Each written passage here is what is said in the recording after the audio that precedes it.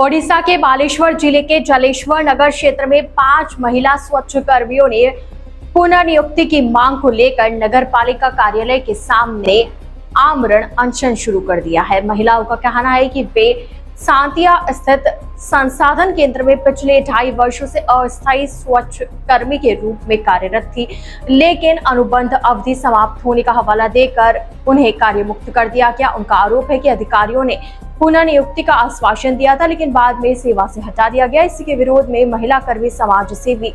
दुर्गा शंकर ब्रह्म के नेतृत्व में आमरण अनशन पर बैठ गई है। उनका कहना है कि परिवार के भरण पोषण के लिए उन्हें दोबारा नौकरी पर रखा जाए। वहीं नगर पालिका प्रशासन का कहना है कि सरकारी नियमों के तहत नई नियुक्तियां की गई है। ITN नेशनल की इस न्यूज में इतना ही। अन्य खबरों के लिए जुड़े रहिए ITN नेशनल के साथ।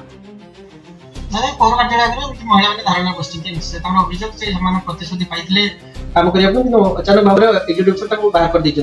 अनिर्दिष्ट काल धारणा बस कौन कह जो महिला मैंने आज धारणार बसुँच मुझे सकाଳେ ऑफिस को आसिली मुझे सागर मत देखा करी समस्या कौन बुझापी चेष्टा करी से कथा कहते कौन कार्यनिर्वाही अधिकारी प्रतिश्रुति देते कि बर्तमान तो कार्यनिर्वाही अधिकारी आज ऑफिस ना कौन जिला कार्यालय को जाइए कौन कम थी तेणु आसिले कथा जना पड़ो से प्रकृत में कौन प्रतिश्रुति देते कि ना तेणु अनुपस्थित एटलिस्ट कार्यनिर्वाही अधिकारी बाबद में मोर किसी मंतव्य देवाटा ठीक हम ना से अभियोग कर सांसद प्रताप षडंगी पाक जाइए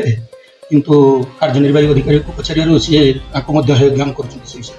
कर कौन कह सांसद पाक लोक जी से तो लोक अधिकार भी अच्छे और सांसद कौन प्रतिश्रुति देते सांसद कहींपर आ सांसद कथा को जब कार्यनिर्वाही अधिकारी हेज्ञान कर सी लोक मैंने अभियोग कर मोर किसी मतामत दबार नहीं से सांसद निष्पत्ति ने म्युनिसिपालिटी अध्यक्ष न्याय अन्याय कथा कही पारिनी कि जदि से किसी आंदोलन में बसी मुझे कथा कहूँ जदि से आंदोलन बसुँच से कथा आज मतलब कहीकि आसी आपण मानकर जो सब दाबी रही आम समीक्षा करवा समीक्षा कलापर जो मतामत रखिपारि आप दाबी यथार्थ कि ना किंतु कौन सी चाकरी के चिरस्थायी न थाए आम बर्तमान जो व्यवस्था अच्छी ग्रुप माध्यम से निजुक्ति दिया पूर्व अन्य ग्रुप तरफ लोक निजुक्ति पाई समस्ते रही मात्र 3 जन को बहिष्कार कर ना ना से भूल कथा से समस्ते सेमती कहीं मुझे जानी से मो नॉलेज से कथा नहीं 5 जन से निजुक्ति पाते जो 5 जन निजुक्ति पाई प्रथम एवं से 5 जन तक से कर्मर निरंतर होते संपद केन्द्र में काम करुले स्वच्छ कर्मी भावे लक्ष्मी प्रिया साहू घर सांतिया 10 नंबर वार्ड आमे सेठारे काम करूथिलु हमको बाहर कर दैछंती आमे 5 जन काम करूथिलु 5 जन का भीतर हमर जने लीडर थांती तांको सार कहिथिले जे तुमे सब कथा एठी बुझिबो तेनु सिया हम पाखरु साइड काटी की चली गेले सार तांको किसो कहिछन आमे जानिने का साइड काटी चली गेले आउ आम 2 जन साइड काटी आमको डाकिले ऑफिस प्रथम कथा हूँ आम से काम करुले सार ऑफिसर काउंसिलर आउ सैनिटाइजर मैडम आउ आम गाँव 2 जन भद्र व्यक्ति 4-6 जन महिला समस्त से थिले सार जाइए आमको कहले जे एमाने जे काम करूचंती एमानकु एठु कहीं बाहर करि परिबेनी एमाने जते दिन पर्यंत पारिबे काम करिवे एकजुट ऑफिसर आउ सेठी थिले भी काउंसिलर का आज कोन हला आज माने से माने किछि दिन पर यही कथा कही आसिला परे 8 दिन पर हमको ऑफिस डाकिले डाकी की हमको दस्खत गुटे कागज रो मारी नेले तापरे मारी नै साला परे हमको कहले काली पाखरु काम को आसीबनी कोन पई दस्खत मारकंती किछि कहले ना किछि कहलेनी तापरे हमें कहले केने काम को आसीबानी सर ना ना अलगा ग्रुप काम करिवो एई हमें कहले हमको तो प्रतिश्रुति देई के आस्थिले आबले पुनी कोन हैला ना हमें तो कहिले बाहरी जीव तुम राउ कौन है किसी आम कही पारिबानी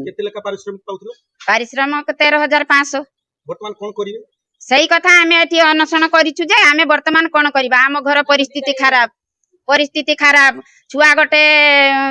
35 वर्षर पुओ गोटे मोर एक्सीडेंट घर पुओ बहु नाती समस्त को यही पैसा नहीं कि घर चलुले तेणु वर्तमान आम 3 जन सारा भी अभावी घर आम जो 3 जन एठी काम करबा आम 3 जन बसीचे 3 जन को हमको बाहर कर दिया तेणु आम 3 जन सारा जनकर पुओ गोटे जुआन पुओ मरी जाइए तार जमी बाड़ी भी किसी ना आउ जने भी ता पुओ बेकार है कि घुरुची चाकरी बाकरी किछि पाइनी वर्तमान कोन करिवे सही कथा हमें वर्तमान कोन करिवु ସାରଙ୍କ ବାରମ୍ବାର ଆସିଲା ପରେ ସାର୍ ଆମକୁ 15 ଦିନ ଆମେ ଯାଇଥିଲୁ ସାଂସଦ ପାଖକୁ। ସାଂସଦ ବି ତାଙ୍କ ସାଙ୍ଗରେ କଥା ହେଇକି କହିଛନ୍ତି ଯେ ସେମାନଙ୍କୁ କାମ ଦିଅ, ସେମାନଙ୍କୁ କାମରୁ ବାହାର କରନ୍ତୁନି। ଦାବି ପୂରଣ ନହେଲେ ଆମେ ଏଇଠି ବସିବା, ନ ଖାଇ ନ ପିଇକି ଏଇଠି ମରିବା, ଏଇଠି ଯାହା କରିବା। ଆମ ଦାବି ଯେତେ ପର୍ଯ୍ୟନ୍ତ ପୂରଣ ନ ହେଇଛି ଆମେ ଏଠୁ ଉଠିବାନି। दुर्गा शंकर ब्रह्म 10 नंबर वार्ड समाजसेवी बसचढ़ ए महिला 3 जन से संपद केन्द्र आम वार्ड रे अच्छी 10 नंबर एमसीजी से स्वच्छकर्मी भाव कार्य करते 1/4 रु एक्जिक्यूटिव अफसर बाहर करदे। कौन बाहर करदे तो कही आपन को से जाइले सांसद पाक जाइए, मत भी सांगे नहीं जाइए समाजसेवी हिसाब से। सांसद फोन कले एक्जिक्यूटिव अफसर को नहीं कहले जहाँ कह कथा। एक्जिक्यूटिव अफसर कहले 15 दिन भितर मुझे नियुक्ति करदेवी। 15 दिन पर जो महिला मैंने आसिले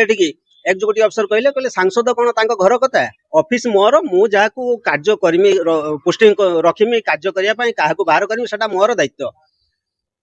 एक्जिक्यूटिव अफसर कोन जनप्रतिनिधि खातिर करूना से गरीब महिला मान प्रति किसी भी नहीं।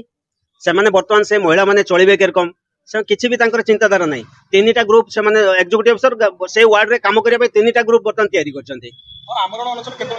रहिबा जते पर्यंत आम कथा न बुझीचंती महिला मान कथा सेते पर्यंत बसी रहिबा एठी। मते तो बसिया हम से डाकी आनछन्ती मते, मु सहित अच्छी।